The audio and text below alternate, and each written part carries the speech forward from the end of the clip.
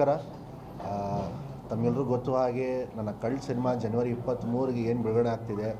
So ಅದಕ್ಕೆ ನಾವು ಇಡೀ ತಂಡ ಒಂದು ಕರ್ನಾಟಕ ಕಲ್ಟ್ ಪ್ರವಾಸ ಅಂತೇಳಿ ಎಂಟೈರ್ ಕರ್ನಾಟಕ ಒಂದು ಟೂರ್ ಮಾಡಬೇಕು, ಸಿನಿಮಾನ ತಲುಪಿಸ್ಬೇಕು, ಸಿನಿಮಾ ಪ್ರಮೋಷನ್ ಮಾಡಬೇಕು ಅಂತ ಹೇಳಿ 31 ಡಿಸ್ಟ್ರಿಕ್ಟ್ 88 ತಾಲೂಕುಗಳಿಗೆ ನಾವು ಹೋರಾಟ ಅಂದರೆ ಎಲ್ಲ ಕಡೆ ಓಡಾಡ್ತಾ ಇದ್ದೀವಿ.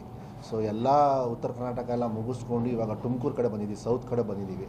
ಸೊ ಇವತ್ತು ತುಮಕೂರು ಬಂದು ತುಂಬ ಖುಷಿ ಆಗುತ್ತೆ. ತುಮಕೂರು ನನಗೇನು ಹೊಸದಲ್ಲ, ಏನಕ್ಕೆ ನಮ್ಮ ತಂದೆ ನಮ್ಮ ತಾತ ಅವರೆಲ್ಲ ಹುಟ್ಟಿ ಬೆಳೆದಿದ್ದು ಊರಿದು. ಸೊ ಯಾವತ್ತೂ ನನಗೆ ತುಮಕೂರು ಬರಬೇಕು ಅಂದರೆ ಒಂಥರ ಖುಷಿ. ಸೊ ಇವತ್ತು ತುಮಕೂರಿಗೆ ಬಂದಿದ್ದೀನಿ ಪ್ರಮೋಷನ್ಸ್ಗೆ. ತಮ್ಮದಲ್ಲಿ ಏನಾದರೂ ಪ್ರಶ್ನೆಗಳಿದ್ದರೆ ದಯವಿಟ್ಟು ನೀವು ಕೇಳಬಹುದು. ಟೈಟಲ್ ಬಗ್ಗೆ ಕೇಳ್ತಿದ್ದೆ ಸರ್.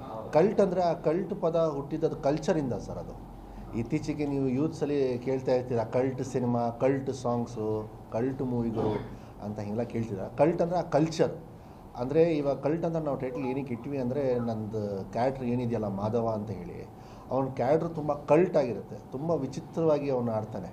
ಆಮೇಲೆ ಒಂದೇ ಕ್ಯಾರೆಕ್ಟರ್ದಲ್ಲಿ 3 ಡಿಫ್ರೆಂಟ್ ಶೇಡ್ಸ್ ಇದೆ ಅವನು. ಸೊ ಹಾಗಾಗಿ ಈ ಸಿನಿಮಾಗೆ ಕಲ್ಟ್ ಅನ್ನೋ ಟೈಟಲ್ ಕರೆಕ್ಟಾಗಿ ಕೂಡುತ್ತೆ ಅಂಥೇಳಿ ಈ ಟೈಟಲ್ನ ನಾವು ಅದು ಇವಾಗ ಎಲ್ಲರೂ ಯೂಸ್ ಮಾಡ್ತಿದ್ದಾರೆ ಸರ್. ಯೂನಿವರ್ಸಲ್ ಪದ ಅಂತ ಹೇಳ್ಬೋದು, ಎಲ್ಲರೂ ಯೂಸ್ ಮಾಡ್ತಿರೋ ಪದ ಅದು. ಈಗ ಜೆನ್ಸಿ ಯೂತ್ಸ್ ಅಂತ ಏನು ಹೇಳ್ತಿದ್ದೀರೋ ಪ್ರತಿಯೊಬ್ಬರ ಬಾಯಲ್ಲಿದೆ ಈಗ cult movies, cult shorts, cult fans ಅಂತ ಹೇಳಿ. ಸೊ ಹಂಗಾಗಿ ಕಲ್ಟ್ ಅನ್ನೋ ಪದ ಇತ್ತೀಚೆಗೆ ನಾವು ತುಂಬ ಕೇಳಿಸ್ಕೊಳ್ತಾ ಇದ್ವಿ. ನಾಯಕ ಪ್ರಧಾನ ಸಿನಿಮಾನ ನಾಯಕಿ ಪ್ರಧಾನ ಸಿನಿಮಾ ಎರಡು ಸರ್. ನನ್ನ ಸಿನಿಮಾದಲ್ಲಿ ನಾನು ಯಾರಿಗೂ ಮೋಸ ಮಾಡಲ್ಲ. ಈಗ ನಾನೇ ಹೀರೋ ಅಂದ ತಕ್ಷಣ ನನಗೆ ಫುಲ್ಲು ಇಡೀ 2.5 ಗಂಟೆ ನಾನೇ ಇರಬೇಕು, ನನ್ನ ಪಾಯಿಂಟ್ ಆಫ್ ವ್ಯೂಯಿಂದನೇ ಕತೆ ಹೋಗಬೇಕು ಅಲ್ಲ. ಈ ಸಿನಿಮಾದಲ್ಲಿ 3 ಮೇನ್ ಲೀಡ್ಗಳು ಇದ್ದಾರೆ. ನಾನು, ಮಲೈಕಾ ಅವರು, ರಚಿತಾ ರಾಮ್ ಅವರು ಇದ್ದಾರೆ ಮೇನ್ ಲೀಡಾಗಿ.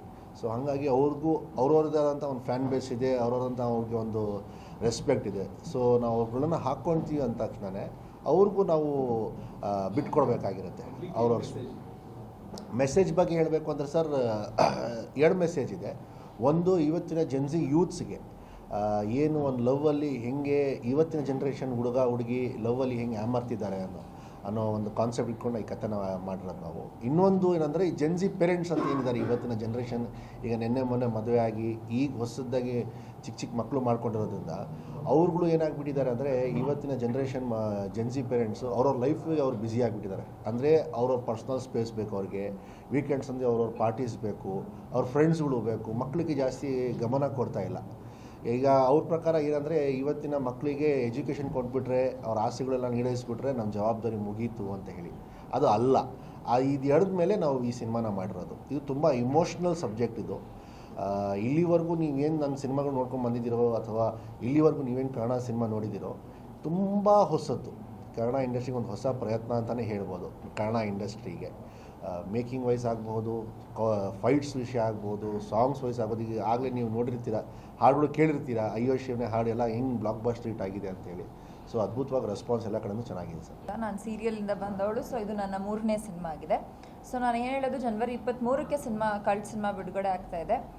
ಅವ್ರು ಕೇಳಿದ್ರು ವ್ಯಕ್ತಿತ್ವದ ರೂಪದಲ್ಲಿ ಓಡಾಡುತ್ತಾ ಸಿನಿಮಾ ಅಂತ. ವ್ಯಕ್ತಿತ್ವ ಅಲ್ಲ, ವ್ಯಕ್ತಿತ್ವದ ಕ್ಯಾರೆಕ್ಟರ್ಸ್ ಹೇಗಿರುತ್ತೆ, ಅದರ ಹಾವಭಾವಗಳಿಗೆ ಹೇಗಿರುತ್ತೆ, ಅದೆಷ್ಟು ಕಲ್ಟಿಸಮ್ ತೋರಿಸುತ್ತೆ ಅನ್ನೋದು ಸಿನಿಮಾ ಕತೆ. ಆಮೇಲೆ ಅವ್ರು ಹೇಗೆ ಜೆನ್ಸಿ ಬಗ್ಗೆ ಹೇಳಿದ್ರು ಅದೆಲ್ಲ ಅವ್ರ ಸಿನಿಮಾ ಬಗ್ಗೆ ಹೇಳಿದ್ದಾರೆ, ಮಾಹಿತಿ ಕೊಟ್ಟಿದ್ದಾರೆ. ನಾನು ನಿಮ್ಮ ಮೀಡಿಯಾದವ್ರ ಹತ್ರ ಕೇಳ್ಕೊಳ್ಳೋದಿಷ್ಟೇ, ಜನವರಿ 23ಕ್ಕೆ ಸಿನಿಮಾ ಬಿಡುಗಡೆ ಆಗ್ತಿದೆ. ನಿಮ್ಮ ಮೂಲಕ ಜನಕ್ಕೆ ತಲುಪಿಸಿ ಈ ಥರ ಒಂದು ಸಿನಿಮಾ ಬರ್ತಿದೆ ಅಂತ ನಿಮ್ಮ ಸಪೋರ್ಟ್ ನಮ್ಮ ಮೇಲೆ ಇರಲಿ. ನಿಮ್ಗೆ ಏನಾದರೂ ಪ್ರಶ್ನೆ ಇದ್ದರೆ ದಯವಿಟ್ಟು ಕೇಳ್ಬೋದು. 3ನೇ ಸಿನಿಮಾ. ಮೊದಲನೇದು ಸೇಮ್ ಇವಾಗ ಯಾರು ಡೈರೆಕ್ಟ್ ಮಾಡಿದಾರಲ್ಲ ಅನಿಲ್ ಕುಮಾರ್ ಸರ್, ಅವ್ರ ಜೊತೆನೇ ಉಪಾಧ್ಯಕ್ಷ ಅಂತ ಸಿನಿಮಾ ಮಾಡಿದ್ದು. ಸೆಕೆಂಡ್ ಡಾಲಿ ಪಿಕ್ಚರ್ಸಲ್ಲಿ ಸಿನಿಮಾ ಮಾಡಿದ್ದು. ಇದು ನನ್ನ 3ನೇ ಸಿನಿಮಾ.